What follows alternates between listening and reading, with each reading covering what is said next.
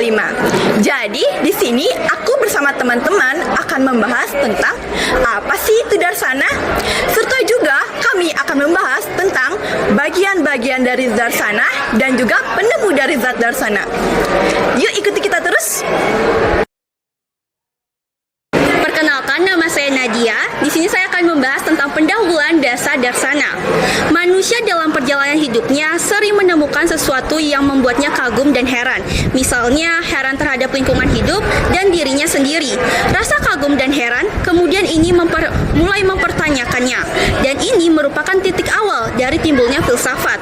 Pertanyaan kefilsafatan berusaha mengetahui hakikat atau esensi yang ditanyakan, yaitu dengan jawaban-jawaban yang lebih mengutamakan logika berpikir. Filsafat Hindu bukan hanya merupakan spekulasi atau dugaan belaka, namun ini memiliki nilai yang amat luhur, mulia, khas, dan sistematis, yang didasarkan oleh pengalaman spiritual dan mistis. Hindu tidak hanya kaya akan konsep pengetahuan, tetapi konsep filsafat yang dikenal dengan Sat Darsana atau 6 cabang filsafat, di mana masing-masing filsafat memberikan penggambaran akan Tuhan yang pada akhirnya bertujuan untuk menggambarkan bagaimana mencapai Brahmana atau Tuhan. Tiara akan membacakan pengertian Sat Darsana. Kata darsana berasal dari urat kata dars yang artinya melihat, menjadi kata darsana, artinya penglihatan atau pandangan. Kata darsana dalam hubungan ini berarti pandangan tentang kebenaran atau filsafat.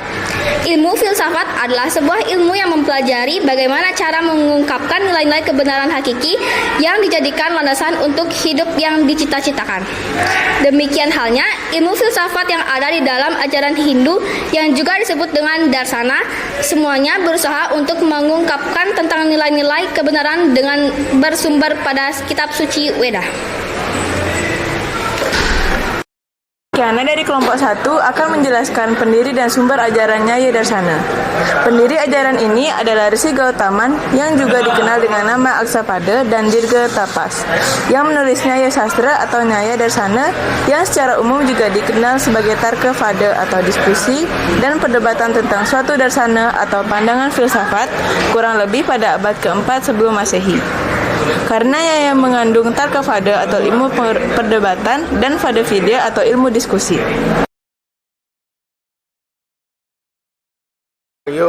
Saya akan menjelaskan sifat ajaran. Pandangan filsafat Nyaya menyatakan bahwa dunia di luar manusia ini terlepas dari pikiran. Kita dapat dimiliki pengetahuan tentang dunia ini dengan melalui pikiran yang dibantu oleh indera. Oleh karena itu, sistem filsafat Nyaya ini dapat disebut sebagai sistem yang realistis nyata. Saya Bagus Indra. Di sini saya akan menjelaskan catur pramana. Nyaya Darsana dalam memecahkan ilmu pengetahuan menggunakan 4 metode pemecahan yang disebut catur pramana dengan bagian-bagian sebagai berikut. Yang pertama ada pratyaksa pramana, yaitu pengamatan langsung. Pada pratyaksa pramana atau pengamatan secara langsung memberikan pengetahuan kepada kita tentang objek-objek menurut keadaannya masing-masing yang disebabkan hubungan panca indera dengan objek yang diamati, di mana hubungan itu sangat nyata. Yang kedua ada anumana pramana, yaitu pengetahuan yang diperoleh dari suatu objek dengan menarik pengertian dari tanda-tanda yang diperoleh atau linga yang merupakan suatu kesimpulan dari objek yang ditentukan, disebut juga sadya. Yang ketiga ada upamana pramana, yaitu ilmu pengetahuan yang diperoleh melalui perbandingan. Yang keempat ada sabda pramana, yaitu pengetahuan yang diperoleh dengan mendengarkan melalui penjelasan dari sumber yang patut dipercaya. Saya Sukerni akan menjelaskan tentang pokok-pokok ajaran Nyaya. Objek pengetahuan filsafat Nyaya adalah mengenai yang pertama ada atma, yang kedua tentang tubuh atau badan, yang ketiga panca indera dengan objeknya, yang keempat budi atau pengamatan, yang kelima manas atau pikiran, yang keenam pravritri atau aktivitas, yang ketujuh dosa atau perbuatan yang tidak baik, yang kedelapan patra bawa atau tentang kelahiran kembali, sudirga dan yoga segara, yang kesembilan pala atau buah perbuatan, yang kesepuluh duka atau penderitaan, dan yang kesebelas apa warga atau bebas dari penderitaan. Perkenalkan, nama saya Mang Agus. Di sini saya akan menjelaskan 7 kategori dalam Padatta. Padatta dan Fisika Darsana seperti disebutkan oleh Rsi Kanada sebenarnya hanya 6 buah kategori. Namun satu kategori ditambahkan penulis-penulis lainnya berikut hingga akhirnya berjumlah 7 kategori, yaitu Badata. Yang pertama substansi atau grafea, yang kedua kualitas atau guna, yang ketiga aktivitas atau karma, yang keempat universala atau samanya, yang kelima individualitas atau visesa, yang keenam hubungan niscaya atau samapaya, yang ketujuh penyangkalan, negasi, dan non-eksistensi atau disebut juga abah hafal. Perkenalkan, nama saya Ida Fani Indira. Hari ini saya akan menjelaskan nomor bagian 2, yaitu Vaisesika Darsana. Bagian A, pendiri dan sumber ajarannya. Vaisesika yang merupakan salah satu aliran filsafat India yang tergolong ke dalam Sat Darsana agaknya lebih tua dibandingkan dengan filsafat Nyaya. Vaisesika dan Nyaya Darsana bersesuaian dalam prinsip pokok mereka seperti sifat-sifat dan hakikat sang diri dan teori atom alam semesta. Dan dikatakan pula Vaisesika merupakan tambahan dari filsafat Nyaya yang memiliki analisis pengalaman sebagai objektif utamanya. Nama saya Livia Ristia dan kali ini saya akan membahas pokok-pokok ajaran Vaisesika. Padarta secara harfiah artinya adalah arti dari sebuah kata, tetapi di sini padarta adalah satu permasalahan benda dalam filsafat. Sebuah padarta merupakan suatu objek yang dapat dipikirkan atau arta dan diberi nama pada. Semua yang ada yang dapat diamati dan dinamai, yaitu sebuah objek pengalaman adalah padarta. Benda-benda majemuk saling bergantung dan sifatnya sementara, sedangkan benda-benda sederhana sifatnya abadi dan bebas. Saya Fani akan menjelaskan materi Samkhya Darsana. A. Pendiri dan pokok ajarannya. Samkhya berasal dari kata Sanskerta Samkhya, pencacahan perhitungan. Dalam filsafat, pencacahan akurat dari kebenaran telah ditentukan. Akibatnya, filsafat ini bernama Samkhya. Mungkin ada alasan lain bahwa salah satu arti dari Samkhya adalah musyawarah atau refleksi atas hal-hal yang berkaitan dengan kebenaran. Filsafat ini mengandung musyawarah tersebut dan kontemplasi atas kebenaran. Perkenalkan, nama saya Ninyoman Puja Cinta Dewi, nomor absen 25. Kali ini saya akan membacakan konsep purusa dan prakti. Seperti yang telah disinggung di atas, Samkhya mempergunakan 3 sistem atau cara mencari pengetahuan dan kebenaran, yaitu Pratyaksa, pengamatan langsung, Amumana, menyimpulan, dan Apta Vakya. Penegasan yang benar, kata Aptya artinya pantas atau benar, yang ditujukan kepada wahyu-wahyu, Veda atau guru-guru yang mendapatkan wahyu. Saya Goega, saya akan menjelaskan prakti dan purusa. Prakti dan purusa adalah anadi, tanpa awal, dan ananta, tanpa akhir, tak terbatas. Ketidakberadaan awiweka antara keduanya merupakan penyebab adanya kelahiran dan kematian.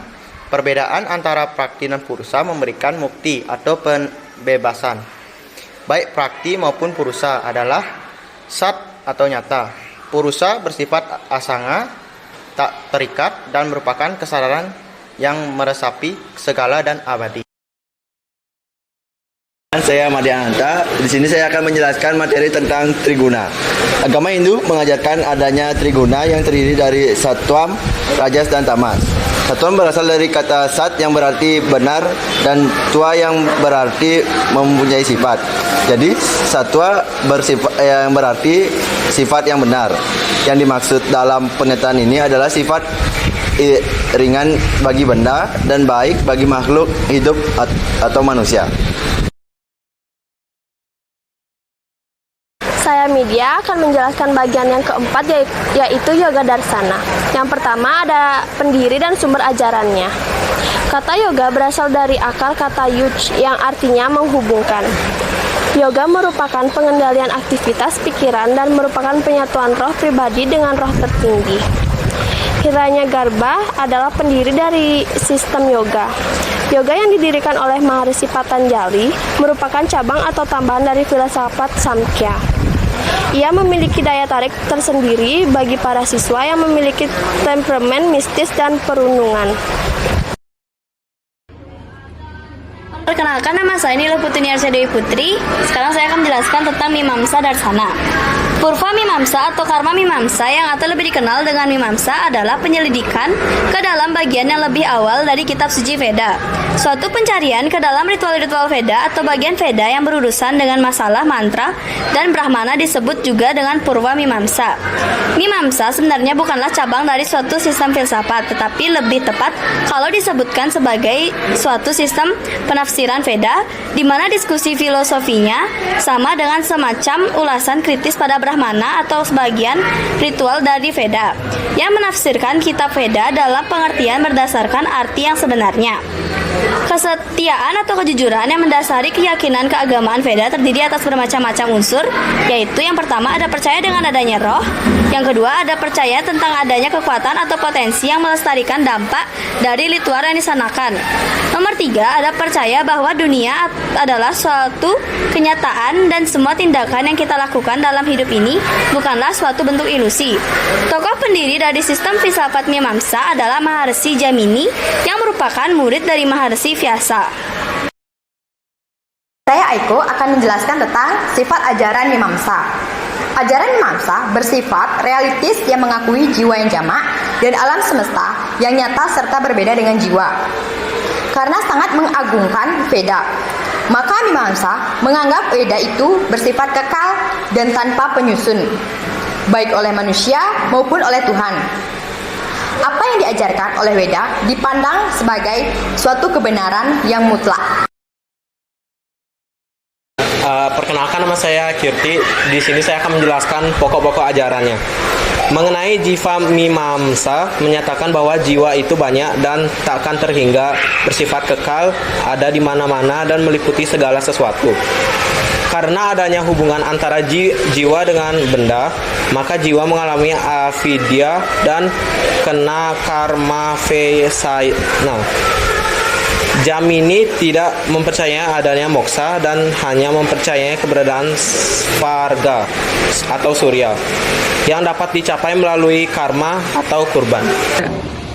Perkenalkan, nama saya Kudaditya. Saya akan melanjutkan penjelasan dari pokok-pokok ajaran Mimamsa Darsana. Mimamsa Sutra yang terdiri atas 12 buku atau bab Maharshi Jamini merupakan dasar filsafat Mimamsa. Sedangkan ulasan-ulasan lain selain Prabhakara dan Kumarila juga dari penulis lain seperti Bhavanata Misra, Sabarasvamin, Nilakanta, Raghavananda, dan lain-lainnya. Prabhakara menyatakan bahwa sumber pengetahuan kebenaran atau pramana. Saya Nadia akan melanjutkan penjelasan Mimamsa. 4 cara pengamatan di atas hampir sama dengan cara pengamatan dari Nyaya. Hanya pada pengamatan upama ada sedikit tambahan, di mana perbandingan yang dipergunakan di sini tidak sepenuhnya sama dengan contoh yang telah diketahui. Pengamatan Artapati adalah pengamatan yang menyimpulkan dari keadaan. Pengamatan Anupapati yaitu pengamatan ketidakadaan objek. Jadi, suatu cara pembuktian bahwa objek yang dimaksud itu benar ada atau tidak adanya.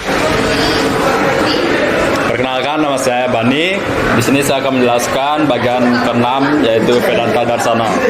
A. Pendiri dan sumber ajarannya. Filsafat ini sangatlah kuno yang berasal dari kumpulan literatur bangsa Arya yang dikenal dengan nama Veda. Vedanta ini merupakan bunga di antara semua spektralisasi, pengalaman dan analisis yang terbentuk dalam demikian banyak literatur yang dikumpulkan dan dipilih selama berabad-abad. Filsafat Vedanta ini merupakan kekhususan yang pertama, ia sama sekali impersonal, ia bukan dari seorang atau nabi. Istilah Vedanta berasal dari kata Veda Anta, artinya bagian terakhir dari Veda atau inti sari atau akhir dari Veda, yaitu ajaran-ajaran yang tersandung dalam kitab Upanishad. Kitab Upanishad juga disebut dengan Vedanta karena kitab-kitab ini merupakan Jnana Kanda yang mewujudkan bagian akhir dari Veda setelah mantra, Brahmana, dan Aranyaka yang bersifat mengumpulkan. Perkenalkan, nama saya Nyaman Jaya. Di sini saya akan menjelaskan sifat ajarannya. Sistem filsafat Vedanta juga disebut dalam mimamsa. Kata Vedanta berarti akhir dari Veda. Sumber ajarannya adalah kitab Upanishad. Oleh karena kitab Vedanta bersumber pada kitab-kitab Upanishad, Brahma Sutra dan Bhagavad Gita, maka sifat ajarannya adalah absolutisme dan teisme. Absolutisme maksudnya adalah aliran yang meyakini bahwa Tuhan yang Maha Esa adalah mutlak dan tidak berpribadi. Sedangkan teisme mengajarkan Tuhan yang berpribadi.